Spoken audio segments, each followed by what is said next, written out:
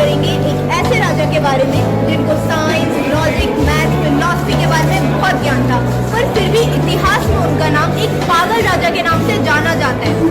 आखिर क्यों? क्योंकि उनका ज्ञान सिर्फ किताबों तक ही सीमित था, and because of lack of proper strategy to implement that also he failed.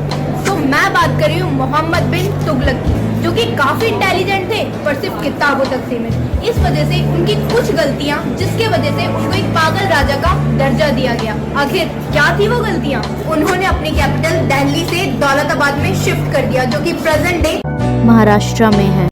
और उन्होंने केवल सिर्फ कैपिटल को शिफ्ट नहीं किया, बल्कि लोगों को भी दिल्ली से दौलताबाद में शिफ्ट कर दिया, जिसके वजह से लोगों को बहुत प्रॉब्लम्स हुई थी। पर उन्होंने ऐसा किया क्यों था?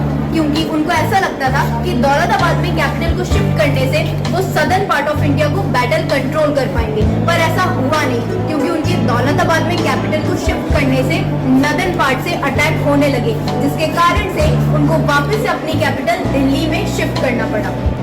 दूसरा, he also introduced token currency of bronze coins, जिसके वजह से मानो घर घर में कांसे के सिक्के ही बनने लगे, जिसके वजह से इकोनॉमी बहुत नीचे आ गई। जब राजा को ये बात रियलाइज हुई तो उन्होंने कांसे के सिक्के के बदले सोने और चांदी के सिक्के देने लगे जनता में, जिसके वजह से इकोनॉमी और नीचे आ गई।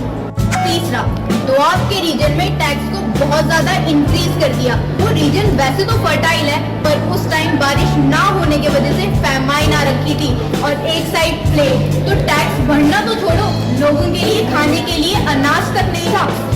ये तो थी 3 मुख्य गलतियां। इसके अलावा उनके आर्मी के लिए गलत डिसीजंस ने भी आर्मी को बहुत इफेक्ट किया था। जय